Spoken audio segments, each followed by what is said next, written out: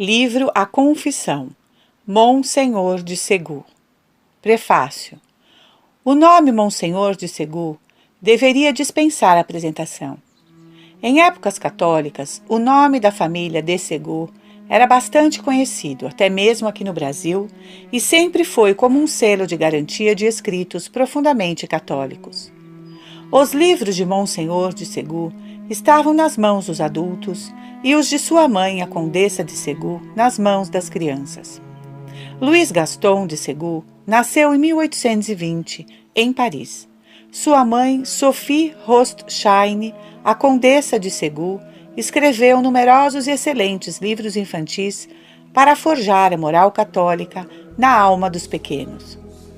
Louis Gaston foi ordenado padre aos 24 anos e logo se dedicou a trabalhar com a juventude, para a qual escreveu catecismos e livretos contra as objeções à religião. Seu trabalho era enorme e bastante frutífero, a tal ponto que antes de completar 40 anos de idade, já tinha sido nomeado para a Sacra Rota Romana, Supremo Tribunal da Igreja, e intermediário entre o próprio Papa Pio IX e o imperador francês Napoleão III. Porém, quando a providência parecia levá-lo a ser bispo, perdeu completamente a visão aos 44 anos. Nessa ocasião, foi condecorado tanto pelo Papa como pelo imperador. Mesmo cego, dedicou-se ao cuidado dos jovens aprendizes, ao apostolado nos subúrbios de Paris, fundou uma confraria para a defesa e preservação da fé, obra de São Francisco de Sales, e, ajudado por um secretário, compôs e ditou numerosos livros de apologética, de espiritualidade e de apostolado.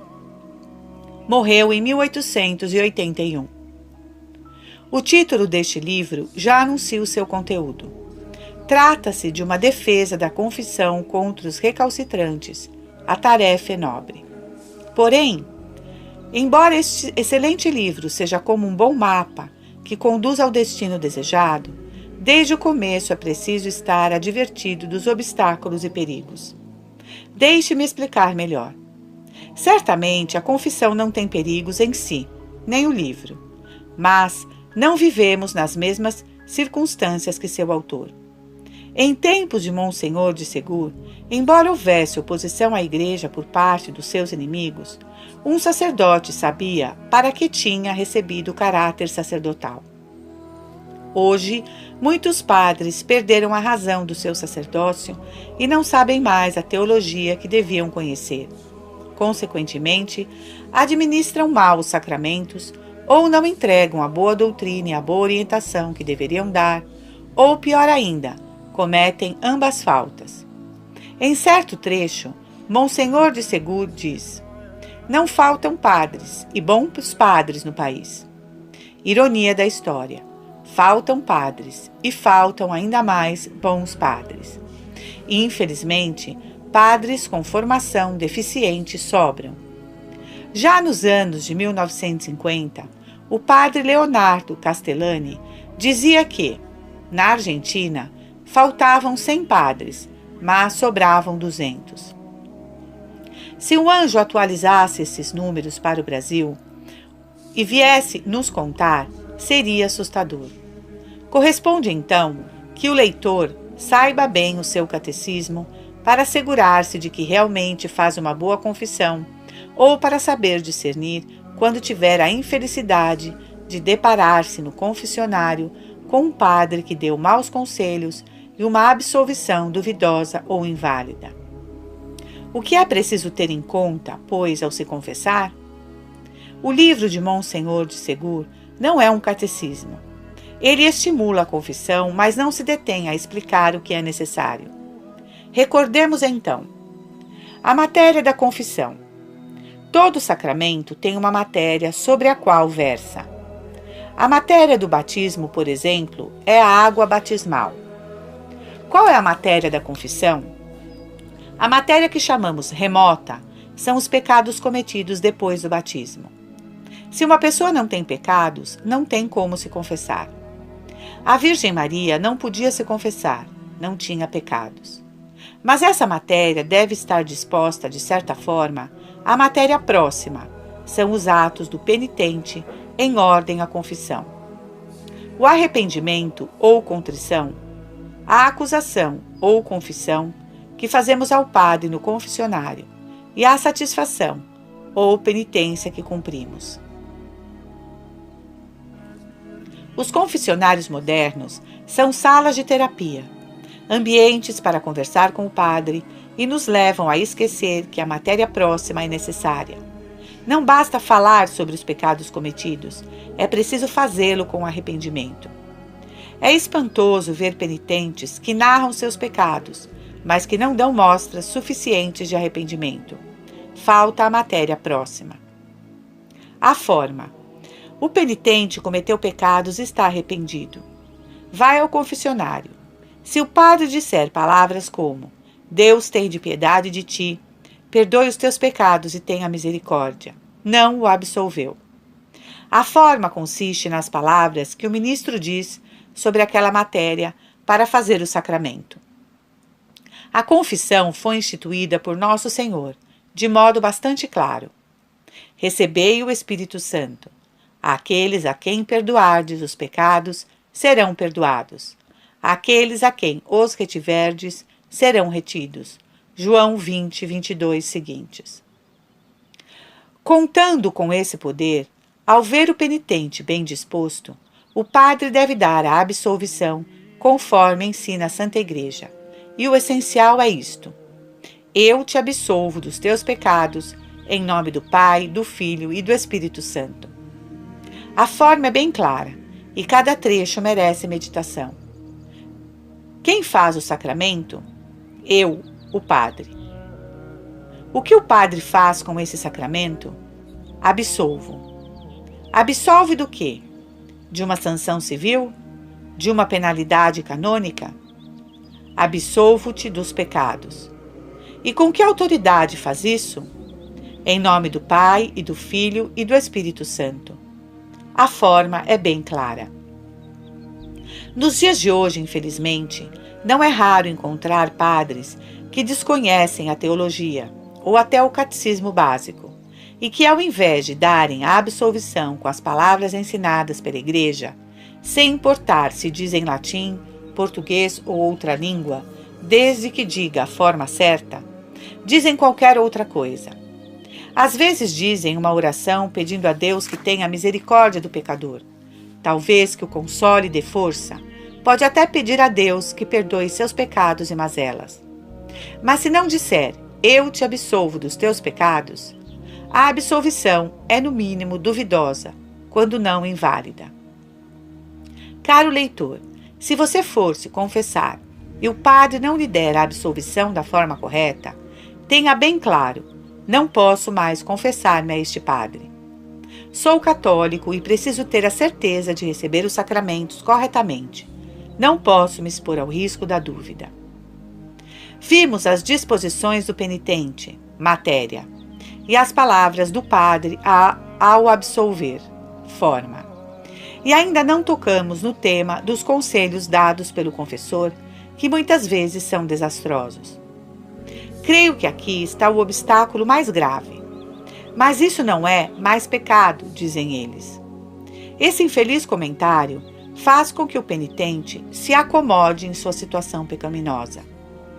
Se depois um bom confessor vier a exigir do pecador que deixe essa situação de pecado, evidentemente o pecador o taxará de demasiado severo e preferirá seguir o padre que lhe deu o conselho mais fácil.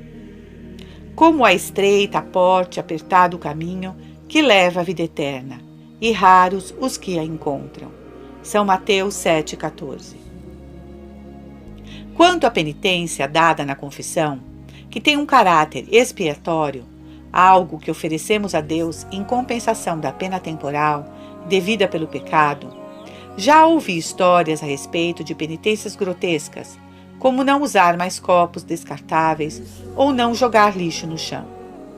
Saiba, leitor, que se a sua penitência foi algo do tipo, ou se os conselhos foram ruins, você encontrou um daqueles padres que estão sobrando. Para a nossa época, que perdeu a noção do sacerdócio e do pecado, Deus expôs aos olhos de todos o Padre Pio, cuja santidade se deixava notar principalmente ao rezar a missa de sempre, razão de ser do sacerdócio, e ao atender os penitentes no confessionário de San Giovanni Rotondo. Em resumo, leitor, aqui está a advertência que queria deixar. Ao acabar de ler este livro, busque um confessor católico de verdade que possa lhe dar bons conselhos e absolvê-lo com segurança, como fazia o Padre Pio. E depois, por sua vez, agradeça a Deus pela graça de ter a confissão e reze para que Deus possa tornar o seu confessor mais santo, tal como fez com o Frei de Pietrelcina.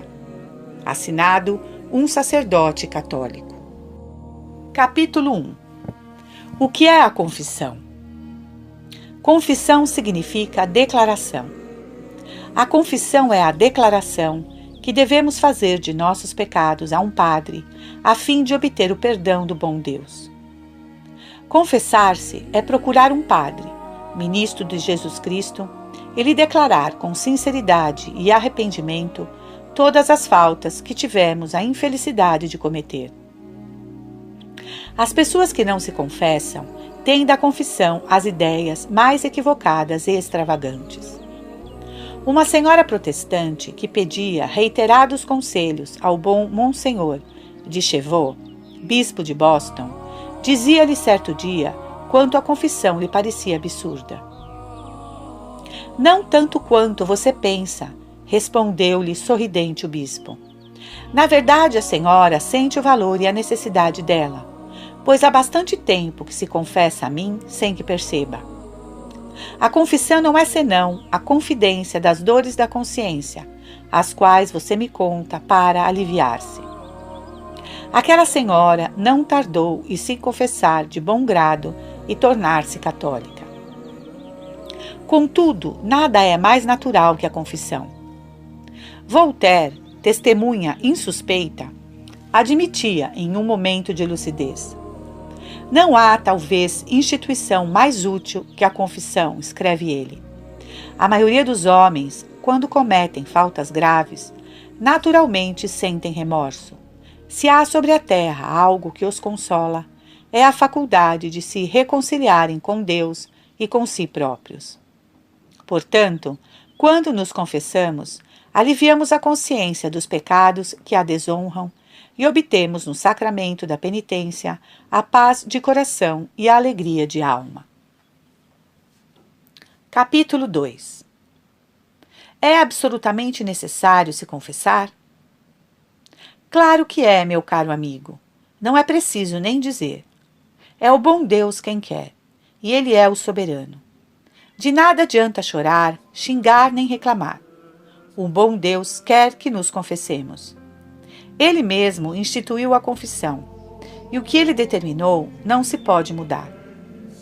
Quando Deus veio a este mundo, escolheu certo número de discípulos e os ordenou padres. Depois, mandou que pregassem a penitência a todos os homens e deu a eles, os seus sucessores, até o fim do mundo, o poder de perdoar os pecados em seu nome. Ele impôs a todos nós, sem exceção, a obrigação de declarar e confessar as faltas a esses homens, que são os seus ministros e representantes, sem os quais permanecemos no lamaçal dos pecados e após a morte vamos para o inferno. É Deus em pessoa, nosso Senhor Jesus Cristo, quem diz aos padres: recebei o Espírito Santo, àqueles a quem perdoardes os pecados, lhes serão perdoados. Aqueles a quem os retiverdes, lhes serão retidos. Tudo o que ligares na terra será ligado nos céus, e tudo o que desligares na terra será desligado nos céus. O que pode ser mais claro e evidente que essas palavras divinas? Os pecados de quem perdoardes serão perdoados? Foi Deus mesmo quem instituiu a confissão na terra e deseja que nos confessemos aos padres, a fim de obtermos, pelo ministério deles, a remissão dos pecados, de modo que não caiamos no inferno. De bom ou mau grado, é preciso passar por ela, ou a confissão ou o inferno. o inferno de fogo eterno. Faça a sua escolha. Capítulo 3. A confissão sempre existiu. Em todos os tempos, foi preciso, para se conseguir o perdão, confessar os pecados. Adão, o primeiro pecador, só foi perdoado depois de ter confessado oralmente, com humildade e arrependimento, aos pés do Filho de Deus, que lhe aparecia revestido de forma humana no paraíso terrestre, a grande falta que acabava de cometer. Comi do fruto proibido, disse ele. Eis a confissão. Eva também se confessa antes de ser absolvida. Eu também comi. Caim não quis se confessar. Que fizeste de teu irmão? Pergunta-lhe o Senhor, de novo revestido daquela aparência humana que um dia deveria assumir em realidade. Meu pecado é grande demais para que Deus me perdoe, responde o miserável. Por isso foi amaldiçoado. Escondeu-se da face do Senhor, errante sobre a terra, como um réprobo. Entre os judeus, na lei antiga, era preciso se confessar aos sacerdotes, como nós o fazemos hoje. Confessar-se oralmente, com detalhes, antes de oferecer o sacrifício e obter a remissão dos pecados. Há vários registros dessa obrigação nos livros sagrados de Moisés. A confissão foi sempre um sinal distinto da verdadeira religião. Nosso Senhor Jesus Cristo deu à confissão a dignidade de um sacramento e a estabeleceu na Igreja como inesgotável fonte de salvação e consolação, refúgio dos pobres pecadores e auxílio da fraqueza humana. Ele mesmo confessou e absolveu muitos pecadores, entre os quais a mulher adúltera que esteve a sós com ele no templo. Eis aí a doente com o médico, a grande miséria com a grande misericórdia. Arrependida, ela declarou sua falta. Por isso, disse-lhe Jesus: vá em paz, teus pecados te são perdoados. Seus apóstolos, os primeiros padres, foram também os primeiros confessores. Vemos São Paulo e seus companheiros, em uma de suas missões em Éfeso, tocarem tão vivamente o coração dos fiéis que muitos vinham confessar e declarar as suas obras. Atos 19, 18. Nas catacumbas de Roma e nos monumentos dos primeiros séculos cristãos, encontram-se vestígios tão numerosos e tão claros da confissão que até mesmo o historiador protestante Edward Gibbon, malgrado o ódio contra a religião, reconhece que o homem instruído não pode resistir ao peso da evidência histórica que confirma a confissão como um dos principais pontos da doutrina papista, isto é, católica, em todo o período dos 4 primeiros séculos. Ele só menciona os 4 primeiros séculos porque a partir do século V já ninguém tem dúvidas quanto a isso. Esse reconhecimento tão claro, vindo de um inimigo ferrenho da Igreja, dispensa mais provas. Contudo, trazemos para a consolação do leitor 4 ou 5 testemunhos, escolhidos ao acaso entre muitos outros, que demonstram que os primeiros cristãos se confessavam como nós.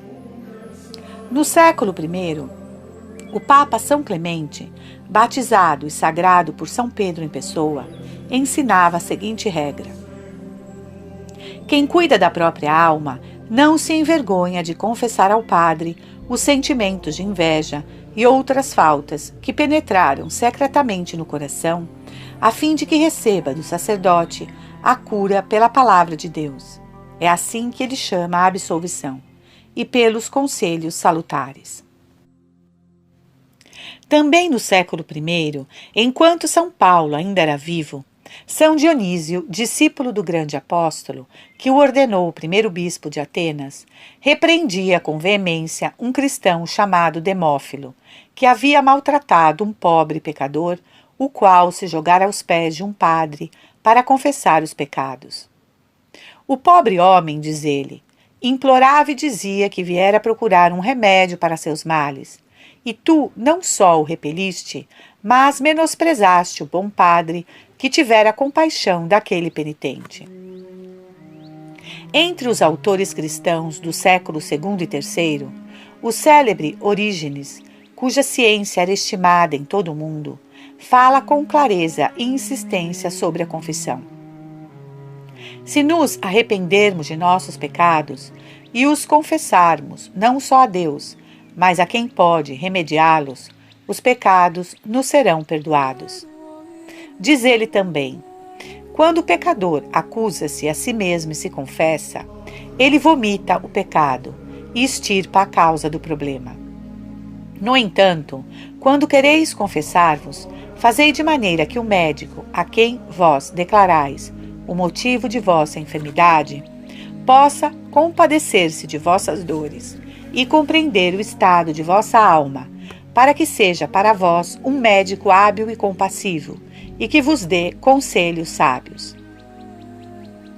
Tertuliano, que viveu na mesma época, é tão claro quanto Orígenes. Diz ele: há pessoas que evitam o penoso trabalho da confissão ou adiam-na dia após dia, porque fazem mais caso da honra que da salvação. Elas se assemelham aos que, tendo contraído uma vergonhosa doença, escondem o mal do médico e morrem vítimas desse trágico pudor. É melhor condenar-se escondendo o pecado do que se purificar declarando? Acrescenta ainda: devemos nos humilhar e ajoelhar aos pés dos padres. São Cipriano, bispo de Cartago, martirizado no século III, escreve sobre os fiéis, que vêm se confessar aos padres de Deus, com arrependimento e humildade, abrindo o segredo de suas consciências, livrando as almas do peso dos pecados e buscando o remédio da salvação. Por meio do relato de dois célebres historiadores da Igreja do Oriente, sabemos que foi também no século III que se instituíram os padres penitenciários em toda a Igreja, com o intuito de que todos os pecadores se confessassem a eles minuciosamente. Para obter o perdão, diz um deles, é indispensável confessar os pecados. No século IV, São Basílio Magno, bispo de Cesareia, na Ásia Menor, declarava que é preciso confessar-se a quem pode distribuir os mistérios de Deus, isto é, aos padres. São Gregório, bispo de Nissa: precisamos revelar sem medo aos confessores, nossos médicos espirituais, os segredos mais ocultos da nossa consciência. Santo Ambrósio, bispo de Milão, na Itália: a penitência que fazemos pelos pecados, mesmo os secretos, é infrutífera se não vier acompanhada da reconciliação e da absolvição que dependem do ministério dos padres. E o diácono Paulino, que escreveu a vida de Ambrósio, relata que, quando um penitente se apresentava a Ambrósio para confessar-se, o santo bispo chorava tanto que levava o pecador a chorar com ele. Santo Agostinho, discípulo de Santo Ambrósio e bispo de Hipona, na África, fala a miúde da confissão em seus numerosos escritos. Ele responde, entre outras, a uma vil objeção, revivida mais tarde pelos protestantes incrédulos: que ninguém diga a si mesmo: faço penitência por minha conta, faço penitência diante de Deus. Deus, que sabe disso, me perdoa. O quê? Porventura foi em vão que ele declarou aos padres: tudo o que desligardes na terra será desligado nos céus? Porventura foi em vão que ele deu as chaves à igreja? Não tendes estima pelo Evangelho, desprezais as palavras de Cristo e prometeis a vós mesmos o que ele vos recusa.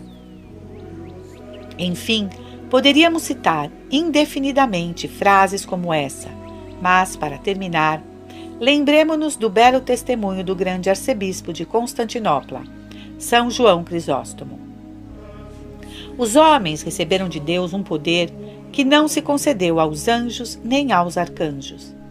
Jamais afirmou ele aos espíritos celestes: tudo o que ligares e desligares na terra será ligado e desligado nos céus. Os príncipes deste mundo só podem ligar e desligar os corpos. O poder dos padres vai muitíssimo além. Esse poder alcança a alma, e os padres o exercem não somente ao batizar, mas também ao perdoar os pecados.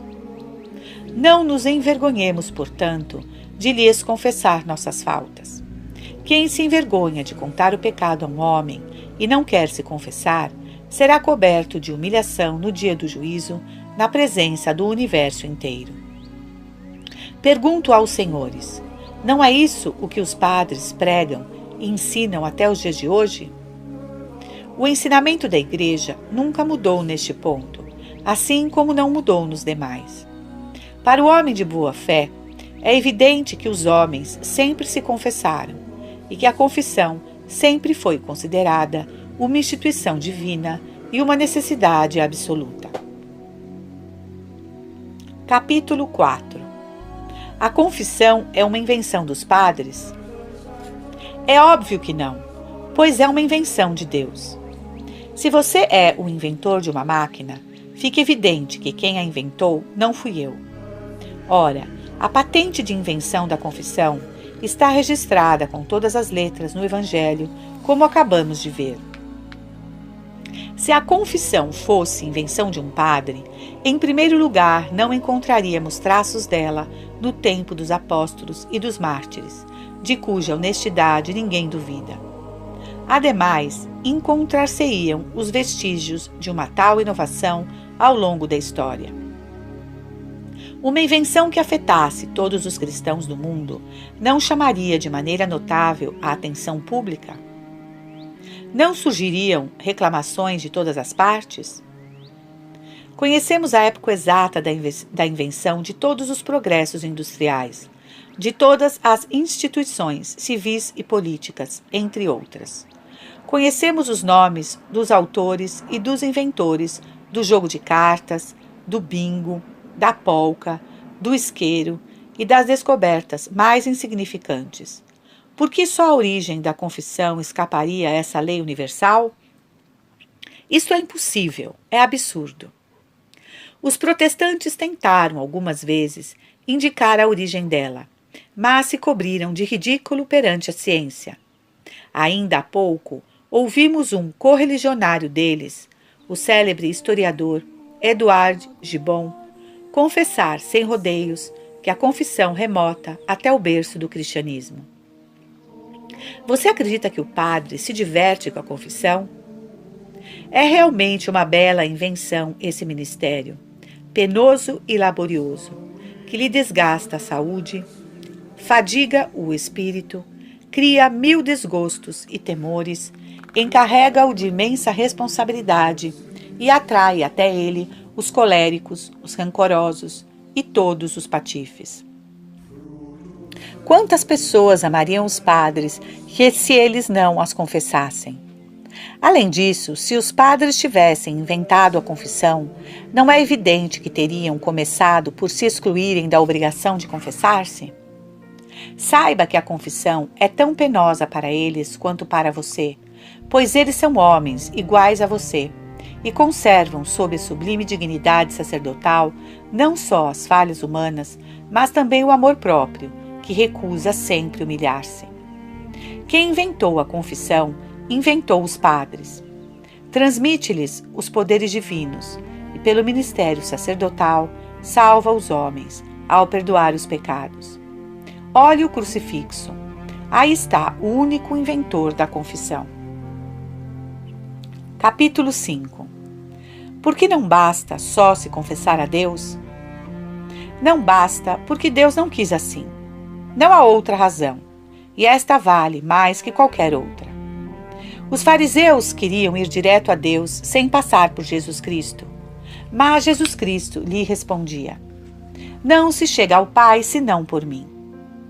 Os protestantes e os incrédulos querem, por sua vez, chegar a Jesus Cristo sem passar pelo Padre, e o Padre lhes diz em nome do bom Deus: ninguém chega a Cristo senão por mim. Sou eu a pessoa que Jesus Cristo enviou aos homens para os instruir, purificar, julgar e salvar. E foi a mim que ele disse: Aquele que te escuta, me escuta. Aquele que te despreza, me despreza. O Padre ocupa o lugar de Jesus Cristo na terra. Ele é homem como Jesus Cristo foi homem. E se não é verdadeiro Deus como Jesus, está revestido da autoridade divina de Jesus Cristo para salvar seus irmãos. O Padre é a continuação de Jesus Cristo no meio de nós, até o fim dos séculos. Eis porque se deve ir a Ele como a Cristo, e ir até Cristo por Ele. Confessar-se a Deus é o suficiente. Mas para que se confessar a Deus? Se Ele sabe tudo, para que contar-lhe as faltas? Meu amigo, você acabou de dizer uma besteira. Além disso, você está agindo como um fariseu, pois você não tem vontade de se confessar nem ao bom Deus, nem aos padres. Põe a mão na consciência. Todas as vezes que não quer se confessar aos padres, como a outras pessoas, você se confessa humilde e assiduamente ao bom Deus? Fariseu, sepulcro caiado, cala-se então, e não nos fale mais de suas imaginárias confissões diretas. Compreendemos que é por misericórdia e bondade que Deus confiou aos homens a missão de perdoar os pecados. Sem isso, não saberíamos jamais se obtivemos o perdão. Que doçura é nessa certeza do cristão arrependido, que confessou os pecados com humildade e sem segundas intenções, e que escuta a sentença do Padre e confessor. Eu te absolvo, em nome do Pai, do Filho e do Espírito Santo. Vá em paz e não peques mais. Capítulo 6. De que adianta contar todos os atos a um padre, que é um homem como outro qualquer? O padre não é um homem como outro qualquer. Nosso Senhor Jesus Cristo tinha a aparência de um homem qualquer, mas na realidade era Deus. O padre é homem como você, e tem como você uma cabeça, 2 braços e 2 pernas. Mas é um homem escolhido por Deus para ser o distribuidor da graça, da luz da alma e da salvação eterna. Ele é homem e padre, como Jesus Cristo foi homem e Deus. O seu pai é homem como você, e enquanto homem, ambos são iguais, mas enquanto pai, ambos são diferentes, pois ele está acima de você, sobre quem exerce autoridade. O mesmo se passa com qualquer magistrado, juiz, oficial, general ou policial. Por um lado, são homens normais, mas por outro, estão acima dos demais. Tenha, portanto, um pouco mais de fé, meu amigo, e aprenda a ver o bom Deus que se esconde no Padre por sua causa. É a Deus, a Jesus Cristo, que nos confessamos, quando contamos os pecados ao seu representante.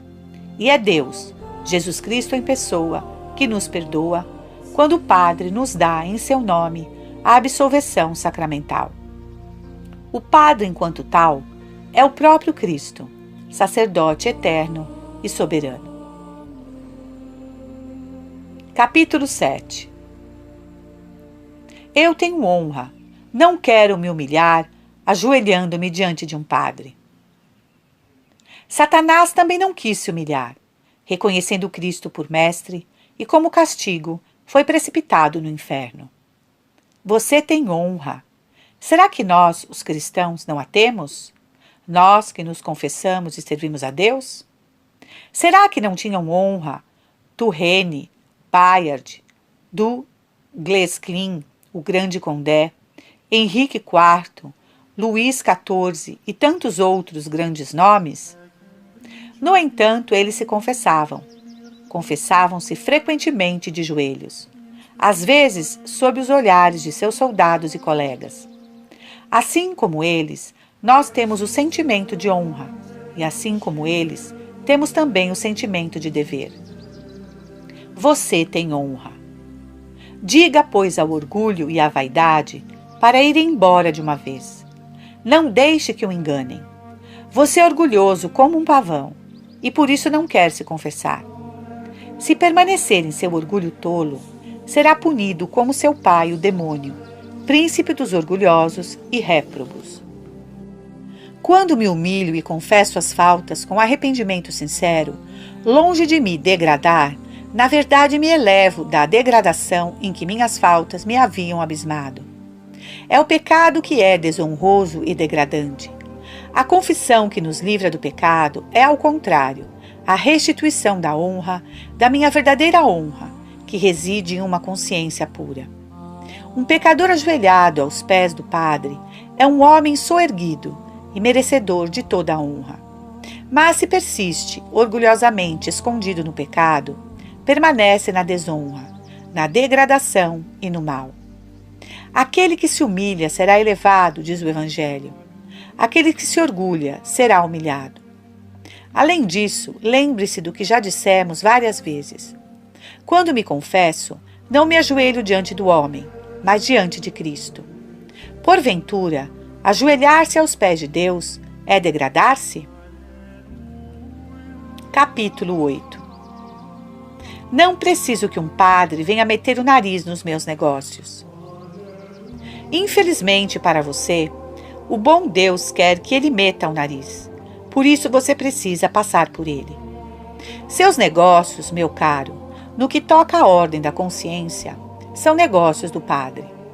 Nosso Senhor Jesus Cristo encarregou expressamente os padres de se ocuparem dos negócios dos homens conforme o ponto de vista acima.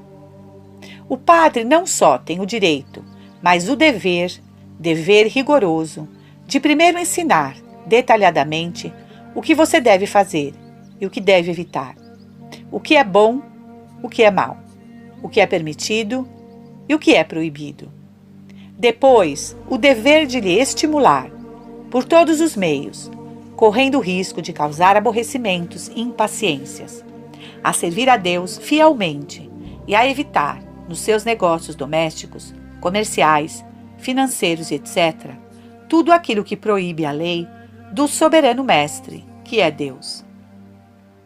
Reconheço que seria, às vezes, mais cômodo não ter que temer o olhar e a voz do Padre, e que gostaríamos de dispensá-lo quando cometemos faltas.